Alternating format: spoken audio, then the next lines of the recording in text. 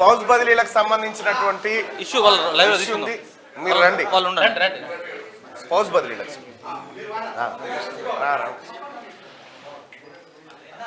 రెడీయా? సరే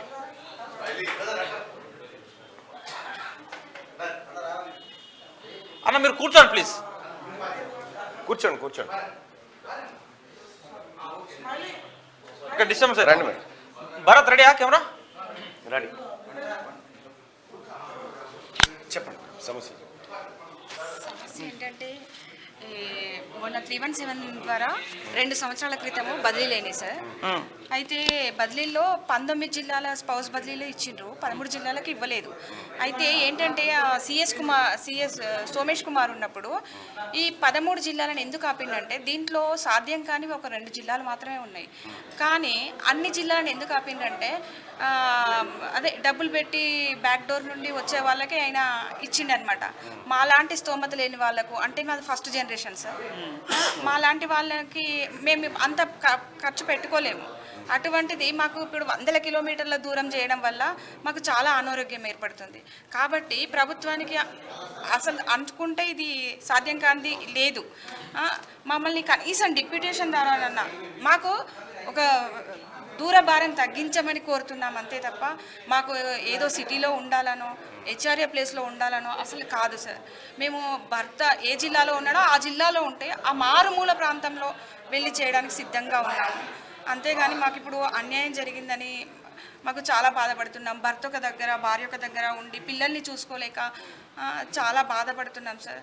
దాంట్లో ఇంప్లిమెంటేషన్ ఉంది, 317 జీవోలోనే ఉంది. 1655 మెమో ప్రకారం ఫస్ట్ భార్యాభర్తలకి ఒక జిల్లాకి కేటాయించిన తర్వాతనే మిగిలిన బదిలీలు చేపట్టాలని ఉంది. కానీ ఇది ఎలా అయిందో మాకు అర్థం కావట్లేదు సార్. ఇది మమ్మల్ని ఆపేసిండ్రు. అనుకుంటే ఒక 2 జిల్లాలు మాత్రమే కష్టంగా ఉన్నది, కానీ ఇలా ఆపేయడం వల్ల మాకు చాలా ఇబ్బంది. అసలు మీరు ఒక్కొక్కరిని మేము చెప్పుకోవాలంటే ఇప్పుడు భార్యాభర్తలు సిద్దిపేటలో ఇద్దరు చక్కగా భార్యాభర్తలు చేసుకునే వాళ్ళని ఒకరిని సిద్దిపేటకి చేసిండ్రు, ఒకరిని మహబూబాద్ చేసిండ్రు. వాళ్ళకి 190 కిలోమీటర్స్ అవుతుంది.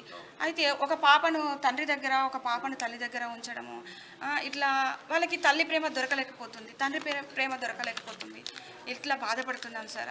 అంతే మమ్మల్ని మార్చడం వల్ల ప్రభుత్వానికి గత ప్రభుత్వం ఏం చేసిందో మాకు తెలియదు, కానీ ఖచ్చితంగా ఈ ప్రభుత్వం మీ సమస్యను అబ్జర్వ్ చేస్తూ ఉంది. దాన్ని ఎట్లా పరిష్కరించాలనే కోణంలో ముఖ్యమంత్రి గారు ఆ దిశగా ఆలోచన చేస్తూ ఉన్నాడు. ఆ విషయం నాకు కూడా తెలుసు.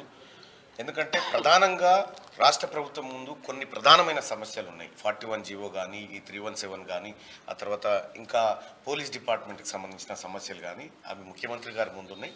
ఖచ్చితంగా నేను నమ్ముతా ఉన్నా మీకు అతి త్వరలో న్యాయం జరుగుతుందని నేను భావిస్తా ఉన్నాను. సో దాంతోపాటు ఏంటంటే రాష్ట్ర ప్రభుత్వం గత ప్రభుత్వం తీసుకున్నటువంటి శాస్త్రీయమైనటువంటి విధానాలు అన్నిటిపైన సమీక్ష చేస్తూ ఉన్నారు కాబట్టి సో ఇప్పుడు ధరణి లాంటి ఇష్యూస్ అన్నింటిని కూడా ధరణి లాంటి జీవోలు తీసేద్దామని చెప్పేసి చాలా కీలకమైన అంశాలమైన చర్చ చేస్తున్న సందర్భంలో ఈ 317 లాంటి జీవో వల్ల కూడా అనేక మంది ప్రభుత్వ ఉద్యోగులు ఇబ్బందులు ఎదుర్కొంటూ ఉన్నారు.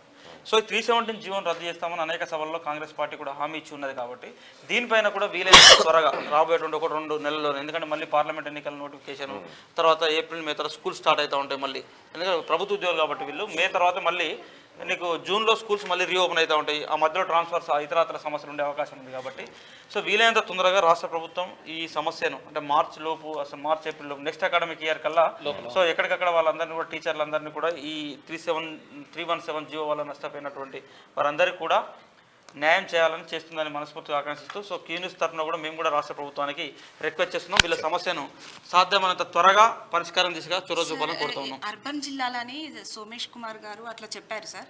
అర్బన్ జిల్లాలు అనేది కాదు సార్. అంటే లేదు మేడం, ఇప్పుడు మేడం మీకు ఒక మాట ఏంటంటే రాష్ట్ర ప్రభుత్వం ఇప్పుడు ఉన్నటువంటి జిల్లాలను కూడా జిల్లాల విషయంలో కూడా చాలా స్పష్టంగా ఉన్నది. జిల్లాలు పాత జిల్లాలు ఏదైతే ఉన్నదో జిల్లాల ప్రాతిపదికన ఇప్పుడు పరిపాలన వ్యవహారాలను కూడా జరుగుతూ ఉన్నాయి. మీరు బాగా అబ్జర్వ్ చేయండి.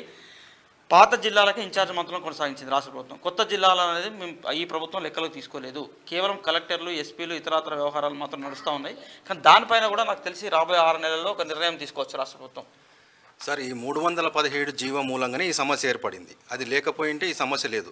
సో ఆ 317 జీవో ఏదైతే ఇంప్లిమెంట్ చేసిండ్రో ఈ భార్యాభర్తలను ఒకే జిల్లాలో కేటాయించడానికి 1655/8 అనే ఒక మెమోని తీసుకొచ్చిండ్రు. ఆ మెమోని ఇంప్లిమెంట్ చేసిండ్రు కానీ 19 జిల్లాలలో ఇంప్లిమెంట్ చేసిండ్రు కానీ 13 జిల్లాలలో చేయలేదు. మేమేదో అర్బన్ జిల్లాలకు రావాలని అర్బన్ అని అటువంటిది లేనే లేదు సార్. అంతే సార్. అదే మేము అదే చెప్తా ఉన్నాం. ఇది ముఖ్యమంత్రి గారి దృష్టిలో ఉంది. ఖచ్చితంగా మీకు అతి త్వరలో న్యాయం thank you sir. Thank you sir. ఎందుకంటే ఒకవేళ చేయకపోయినా కూడా రెగ్యులర్ గా మిమ్మల్ని తీసుకెళ్లి అన్నగారు ముఖ్యమంత్రి గారిని కలుస్తారు. అవసరమైతే మీ సమస్యలు పరిష్కారం దిశగా చొరవ చూపెడతారు. రిటైర్మెంట్ అయిన తర్వాత దాంట్లో మీకు మీ తరపున రాష్ట్ర ప్రభుత్వం వద్దకు అన్న మేము రిప్రజెంటేషన్ చేస్తాం. ఇది ఈ రిప్రజెంటేషన్ చేస్తాం. వీలైనంత వరకు సమస్యలు పరిష్కారం. ఆయనకు తెలిసి ఇదంతా ఏం చేయాలనేది ఆయనకు తెలుసు. కానీ మీరు చెప్పారు కాబట్టి బహుశా ఆయన కూడా చూస్తూ ఉంటాడు. దావోస్ నుంచి నాకున్నటువంటి నా అంచనా ప్రకారం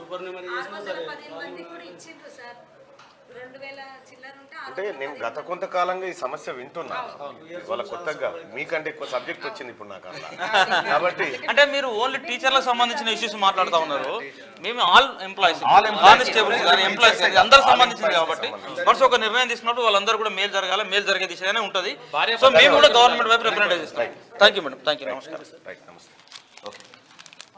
happy birthday sir. Thank you. రైట్గా